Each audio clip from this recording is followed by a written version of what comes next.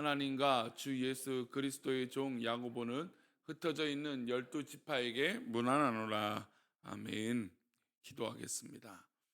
하나님, 오늘도 주의 거룩한 하루를 또 믿음으로 살아갑니다. 우리 믿음으로 살아가는 우리 귀한 정말 주님의 백성들을 하나님 축복하여 주시고, 미쁘신 나의 예수님께서 우리와 함께하여 주시고 우리를 돌보시고 우리와 함께하여 주옵소서. 우리가 늘 의지하는 예수님만 바라보며, 또 내가 사랑하는 예수님만 바라보며 자로나 우로나 흔들리지 아니하고 오직 주님만 바라보며 정말 믿음의 삶을 하루하루 걸어갈 수 있도록 복을 내려 주옵소서.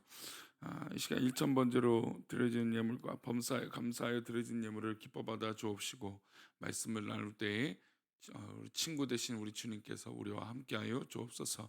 감사하고 거룩하신 예수 그리스도 이름으로 기도올리옵나이다. 아멘. 오늘 이제 본문부터 읽게 되는, 이제 어제까지는 히브리서였고 이제 오늘부터 읽게 되는 이제 야고보서는, 야고보서의 이제 저자부터 이야기를 할 필요는 있는 것 같아요. 야고보서의 저자는 우리가 알고 있는 예수님의 12제자 중에 한 명인 요한의 형제가 아니라 예수님의 형제인 야고보입니다. 예수님의 형제인 이 야고보가 이 예수님의 혈육이었죠. 그다음에 이제 요한과 또 베드로 사도가 이끌었던 이 초대교회, 예루살렘 교회의 기둥 같은 일꾼을 역할했던 사람이 바로 예수님의 동생인 이 야고보입니다. 당연히 예수님의 친동생이니까 당연히 이제 뭐 위상이라든지 영향력이 있었겠죠. 근데 다행히 사실 좀 이러면 좀 좋지 못한 영향력이나 아니면 좀 이렇게 과시하는, 어떻게 보면 좀 교만할 수 있는 그런 위치임에도 불구하고 그러지 않았던 것 같습니다. 예수님의 어린 시절을 함께했고 초대교회에서 특별히 이 사도행전 15장에 할례 논쟁이라고 있습니다. 그러니까 초대교회 이제 유대인들은 당연히 뭐 어릴 때부터 할례를 받았지만 이제 이방인들은 할례를 받지 않았겠죠. 근데 이 이방인들이 이 초대교회 안에 들어오는데 뭐 수도 없이 들어오니까, 근데 그들에게 이 유대인들은 요구를 했던 거예요. 너희들도 하나님의 선택받은 백성이라면, 아브라함의 후손이라면 우리도 할례를 받아야 되는 거 아니냐? 그러니까 너희들도 할례를 받아야 되는 거 아니냐? 이렇게 이제 주장을 합니다. 근데 굳이 이 할례를 이 이방인들에게 강요를 할 필요가 있는가에 대해서 이제 유대인을 중심으로 했던 어떤 이 베드로, 또 어떻게 보면 좀 이방인을 중심으로 했던 이 바울 사도, 계속해서 이 논쟁이 있을 때 이것이 이 논쟁을 해결하기 위해서 예루살렘에서 회의가 열리게 됩니다. 그러니까 이때 이제 바울과 바나바가 선교 여행을 1차 하고 나서 이 교회 예루살렘 회의가 소집된 걸 듣고 이제 모이게 되죠. 이때 이방인들에게 할례를 행하라고 권하지는 않았습니다. 이제 이것이 이 주된 역할을 했던 사람이 바로 예수님의 동생이자 이 야고보였습니다. 특히 유대교에서 개종한 사람들을 계속해서 교회 안에서 이방인들에게 할례를 행하라고 주장을 계속했습니다. 이것들을 정리했던 사람이 물론 바울 사도이기도 하지만 이 야고보가 주된 역할들을 했던 것을 알 수 있습니다. 이방인들이 그들의 문화를 교회에 그대로 가져오는 것은 반대했습니다. 왜냐하면 이제 이방인들은 여러 가지 이제 좀 미신적인 것들이 많았기 때문에 그들의 문화를, 그러니까 할례를 하지 않는 것은 용인해 줬지만 그들의 문화를 막아내는 역할도 좀 중요했던 것이죠. 그래서 이 우상의 제물과 음행의 피와 뭐 목매어 죽인 것, 이런 것들을 금하도록 하며 또 이 문제를 종식시키는 데 중심했던 사람이 바로 이 야고보였던 것이죠. 근데 그 야고보가 이 편지를 씁니다. 근데 실제로 이 동명이인 예수님의 제자인 이 요한의 형제였던 야고보는 예수님이 승천하시고 나서 대략 한 30년 후에 이 순교를 하게 됩니다. 그래서 이런 장면들을 볼 때 예수님의 제자가 아닌 예수님의 혈육인데도 불구하고 이런 이 하나님의 말씀을, 또 복음을, 또 이 특별히 우리가 알고 있는 이 야고보의 행함에 대한 믿음, 사실은 이제 야고보는 행함에 대한 믿음도 강조하지만 정말 이 근본적인 믿음에 대해서 굉장히 논리적으로 또 하나님의 은혜 가운데 이 말씀들을 정리한 것들을 알 수가 있습니다. 그런 위치에 있던 이 사람이 이제 이 편지를 쓰죠. 이렇게 시작을 합니다. 우리 1절 말씀입니다. 다시 볼까요? 하나님과 주 예수 그리스도의 종 야고보는 흩어져 있는 12지파에게 문안하노라. 그는 예수님의 동생으로 뭐 분명한 영향력이 있었습니다. 하지만 자신을 예수 그리스도의 뭐라고 얘기합니까? 종이라고 얘기하죠.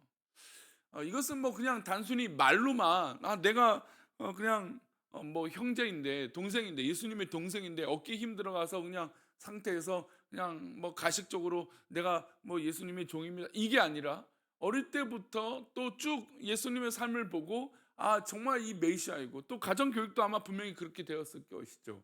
그러니까 지금 말하고 있는 예수 그리스도의 종이라고 고백하고 있는 건 진심을 담아서 나는 그리스도의 동생이다. 그러니까 사실 여기서 나는 예수님의 이 동생이고 또 뭐 교회에서 이런 역할을 하고 있다 이렇게 무난한 것이 아니라 나는 정말 예수 그리스도의 종입니다. 그리고 흩어져 있는 유대인들 또 이스라엘 백성들 또 믿음의 백성들에게 편지를 합니다라고 선언하고 있는 것이죠. 예수님의 혈육인 것만 자랑하고 군림했다면 아마 이 초대교회에서 이를 지도자로 인정했을까요? 인정 하지 않았겠죠. 당연히 손가락질을 했을 겁니다. 근데 이가 이 정말 그리스도의 종된 모습을 보여줬기 때문에 초대교회에서도 이 예수님의 동생인 야고보를 지도자로 인정해 줬던 것이죠. 그리고 12지파에게 편지합니다. 흩어져 있는 12지파에게 편지 뭐 사도 바울은 사실 이러지 못했죠. 그러나 이 유대인으로서 또 이 초대교회에 이끌었던 이 베드로나 야고보 입장에서는 흩어져 있던 12지파 즉 이 유대인들에게 편지를 하는데 굉장히 뭐 앞장서 있던 그런 인물일 수 있어요. 그러니까 바울 사도는 이방인의 사도였다면 이 베드로나 이 야고보는 유대인들을 향하여 편지를 쓰는데 편하게 좀 할 수 있었던 것이죠. 그래서 바울은 실제로 개척한 그러니까 자기가 개척하고 사역했던 교회들 그런 곳에 편지를 씁니다. 데살로니가 교회나 에베소 교회나 빌립보 교회나 고린도 교회 등 뭐 이런 곳에 편지를 쓰죠. 그러나 이 베드로도 이 베드로 전후서를 보면 흩어져 있는 핍박받아 흩어져 있는 이 디아스포라 또 유대인들 그들에게 편지 써요. 야고보도 지금 흩어져 있는 12지파 뭐 이렇게 이들을 향해서 편지를 씁니다.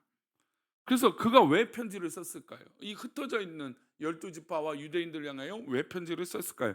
우리 2절과 3절에 그 목적이 나옵니다. 함께 읽겠습니다. 내 형제들아 너희가 여러 가지 시험을 당하거든 온전히 기쁘게 여기라. 이는 너희 믿음의 시련이 인내를 만들어내는 줄 너희가 알미라.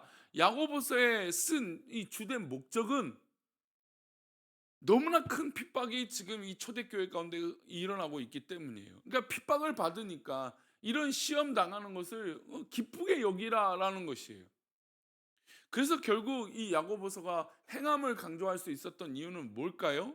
바로 이런 부분이에요. 물론 여러 가지 실제적인 행함도 얘기하고 있지만 초대교회에 너무나 큰 어려움과 핍박이 있고 시험이 있으니까 이 시험 당하는 것을 어떤 자세로 여겨야 되는가 하는 거예요. 그것을 믿음 안에서 온전히 기쁨으로 여기라는 것이었고 또 이것이 믿음의 시련이라고 3절에서 얘기하고 있는 겁니다. 그러니까 이런 고난과 어려움이 믿음의 시련이고 이 믿음의 시련을 어떻게 해야 됩니까? 인내. 그러니까 그 믿음의 시련은 결국 인내를 만들어낸다는 겁니다. 그러니까 그 인내가 이 기독교가 공인되지 않는 이 핍박과 어려움 속에 그냥 무조건 인내니까 참는 것이 아니라 유익이 되는 것이 있다. 믿음 안에서 배워야 될 것이 있다. 그것이 이제 4절과 5절이에요. 그러니까 그 인내가 어떤 것인지 4절 5절에 설명하고 있습니다. 함께 읽겠습니다. 인내를 온전히 이루라. 이는 너희로 온전하고 구비하여 조금도 부족함이 없게 하려 함이라. 너희 중에 누구든지 지혜가 부족하거든 모든 사람에게 후히 주시고 꾸짖지 아니하시는 하나님께 구하라. 그리하면 주시리라. 자, 지금 이 초대교회에 일어나고 있는 이 핍박과 어려운 가운데 뭐를 배워야 되냐면 믿음의 인내를 배워야 된답니다. 근데 그 인내는 어떤 효과, 어떤 이 결과를 가지고 오느냐, 그냥 단순히 내가 참는 것 이게 아니라는 겁니다. 이 믿음의 인내를 가지게 되면 어떤 열매를 맺게 돼요? 첫 번째, 온전하게 되고 조금도 부족함이 없게 된다라는 것을 이 인내를 통하여 얻게 된다는 겁니다. 그러니까 믿음의 인내는 하나님께서 우리를 온전하게 해주시는 그 능력을 주시게 되고 또 경험하게 되고 또 조금도 부족함이 없게 되는 이 놀라운 예비하심을 경험하게 된다는 겁니다. 그러니까 인내를 통하여 하나님 채워주심을 배우게 되는 것이죠. 그래서 너희 중에 누구든지 지혜가 부족하거든 모든 사람에게 후히 주시고 꾸짖지 아니하시는 하나님께 구하라 그리하면 주시리라. 자, 여기서 말씀하고 있는 것이 무엇입니까? 바로 인내를 이룰 수 있는 지혜를 배우는 거예요.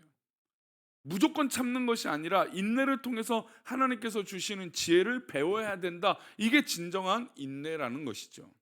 우리도 신앙생활을 하면 인내할 때가 있습니다. 견디고 참아야 할 때가 있습니다. 참아야 될 때가 있죠.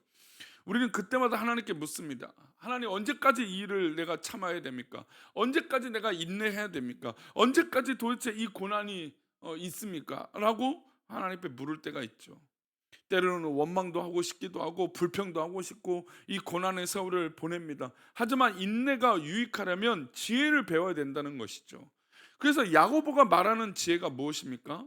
그 지혜를 이렇게 설명합니다. 12절이에요. 함께 읽겠습니다. 시험을 받는 자는 복이 있나니 이는 시련을 견디어낸 자가 주께서 자기를 사랑하는 자들에게 약속하신 생명의 면류관을 얻을 것이기 때문입니다. 그러니까 지금 믿음 안에서 인내를 하는 그 지혜, 그 진정한 지혜는 시험을 참는 것에 복이 있다라고 얘기합니다. 이는 어떤 것입니까? 시련을 견디어낸 자가 주께서 자기를 사랑하는 자들에게 약속하신 생명의 면류관을 얻기 때문이니까 이 인내를 통하여 그 지혜, 그러니까 그것들을 견뎌내는 그 지혜가 무엇이냐? 주께서 자기를 사랑하는 자들에게 복 주시는 것을 아는 것이라는 거예요. 그게 진정한 지혜라는 것이죠. 시험을 참는 자가 복이 있다라고 말씀하는데 여기서 말하는 시험은 하나님께서 주시는 시험입니다. 지혜는 하나님 주시는 시험을 구별해내는 것이죠. 이게 내가 자처한 것인가? 내가 스스로 이 고난을 만들어낸 것인가? 아니면 하나님께서 주시는 것인가? 이것을 구별하는 것이죠. 그러니까 무턱대고 고난이 왔을 때 이게 뭐 그냥 무조건 하나님께서 주시는 것이라고 생각하면 안 된다는 거예요. 내가 스스로 벌이는 일일 수도 있다는 것이죠. 나 때문에 일어나는 일일 수도 있는 것이에요. 아마 그러나 우리가 겪고 있는 이 고난은 때로는 아마 우리 스스로 만들어내는 일들이 대부분일 수도 있어요. 하지만 그때마다 또 그 순간마다 또 하나님 주시는 것들이 있을 텐데 하나님이 허락하신 것이 있을 텐데 그때는 정말 믿음으로 이것들을 견뎌야 돼요. 믿음으로 구별해야 되는 거. 이게 진짜 지혜라는 것이죠. 그래서 13절 14절은 그 구별하는 이 모습에 대해서 얘기하고 있습니다. 13절 14절입니다. 사람이 시험을 받을 때 내가 하나님께 시험을 받는다 하지 말지니 하나님은 악에게 시험을 받지도 아니하시고 친히 아무도 시험하지 아니하시느니라. 오직 각 사람이 시험을 받는 것은 자기 욕심에 끌려 미혹됨이니까 지금 이 욕심에 이끌려서 시험 받는 것들은 그것 때문에 하나님 앞에 뭐 이렇게 저렇게 행동하지 말라는 것이죠. 진짜 하나님께 받는 시험은 정말 믿음으로 구별하고 믿음으로 하나님 복 주실 것을 믿기 때문에 견뎌내는 것이라는 것이죠. 여기 똑같은 단어인 시험이라고 표현하고 있는데 헬라어도 사실은 이제 페라이조라고 하는 단어로 이 시험이라는 단어를 똑같이 사용하고 있습니다. 그러니까 이 페라이조가라는 단어가 두 가지 뜻이 있는 거죠. 첫 번째는 하나님 주시는 시험, 두 번째는 사람에게 받는 스스로든 다른 사람에게 받는 유혹이라는 것이에요. 그래서 12절은 하나님 주시는 시험을 말하고 13절과 14절은 뭘까요? 사람에게 받는, 아니 스스로 만들어낸 유혹이라고 할 수 있는 것이에요. 우리가 욥과 요셉처럼 시험을 받을 때도 있습니다. 욥과 요셉은 어떻게 보면 하나님께서 그 여정을 허락하신 거죠. 그러나 대부분은 어디에 욕심에 이끌렸을까요? 자기의 욕심에 이끌릴 때가 있다라는 겁니다. 그러니까 이것을 분별하는 것이 뭐라는 것이죠? 지혜라는 거예요. 그러니까 이것만 분별해도 내가 겪고 있는 고난을 잘 이겨낼 수 있는 거예요. 아, 내가 지금 스스로 자처하는 일이고 내가 벌인 일이다. 그러면 그것을 이겨내는데 지혜롭게 이길 수 있죠. 그렇죠. 하나님 앞에 그렇게 기도하는 거예요. 하나님, 내가 벌인 일입니다. 내가 자처한 일입니다. 하나님, 내가 이 고난을 이겨낼 수 있게 해주세요. 그것도 고난일 수 있고 시험일 수 있으니까. 그러니까 그것을 하나님 앞에 기도하는 거예요. 하나님, 내가 벌인 일을 잘 지혜롭게 이기게 해 주옵소서. 믿음으로 욕심 부리지 않게 해 주옵소서. 그렇게 기도할 수 있는 거죠. 그리고 만약에 또 하나님께서 인도하시는 그런 시험의 길이라면 어떻게 기도할 수 있을까요? 하나님, 내가 이 시험을 잘 견디기 원합니다. 하나님 주신 이 시험을 믿음으로 이기고 믿음으로 바라봐서 하나님 지혜롭게 이 길을 걸어가게 하여 주옵소서. 이것이 지혜라는 겁니다. 내가 버린 것도 판단하는 것, 잘 깨닫는 것도 지혜고 하나님 주시는 것도 깨닫는 것도 지혜라는 것이죠. 그래서 두 번째로 야고보는 지혜에 대해서 이렇게 설명합니다. 22절이에요. 함께 읽겠습니다. 너희는 말씀을 행하는 자가 되고 듣기만 하여 자신을 속이는 자가 되지 말라. 인내하면서 지혜를 얻어야 되는데 지혜는 말씀을 행하는 것이라고 말하고 있는 것이죠. 이게 이제 어떻게 보면 야고보서의 전체를 이 통괄하고 있는 말씀이라고 했어요. 믿음 안에서 살아갈 때 내가 믿음으로 인내를 하고 그 인내가 필요할 때 뭐가 필요하냐? 바로 지혜가 필요하는데 그 지혜는 말씀을 행할 때, 말씀대로 살아갈 때, 말씀 안에 있을 때 가능하다는 것이죠.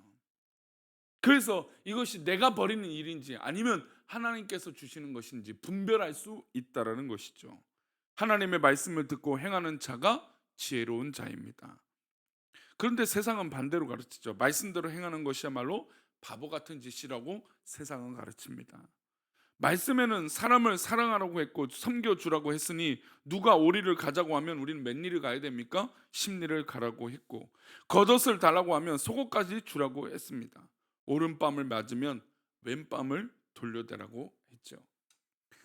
이렇게 사는 것이 바보 같은 짓이 아닙니다. 하나님의 백성이 지혜로운 사람이 되기 위해서는 말씀대로 살아야 되는 것이죠. 이게 진정한 지혜입니다.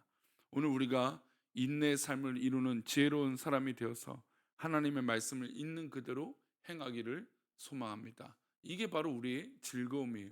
이것이 바로 우리의 기쁨이죠. 하나님 말씀대로 살아가는 기쁨이 지혜가 넘치는 우리 복된 성도님들 되시기를 축원합니다. 기도하겠습니다. 하나님, 우리가 살다 보면 참으로 많은 시험과 고난이 있습니다. 하나님, 그때마다 우리가 분별하는 지혜가 있게 하여 주셔서 그 시험을 잘 이길 수 있도록 능력과 힘을 주시옵소서. 우리 귀한 성도들, 이 새벽에 기도할 때 내 앞에 있는 시험을 정말 믿음의 눈을 들고 정말 하나님 앞에 영광을 돌리며 또 잘 이겨내며 또 승리할 수 있도록 복을 내려 주옵소서. 더불어 말씀대로 살아가는 은혜가 있게 하여 주옵소서. 우리들을 그렇게 인도하시고 붙잡아 주실 것을 믿사옵고 거룩하신 예수 그리스도 이름으로 기도 올리옵나이다. 아멘.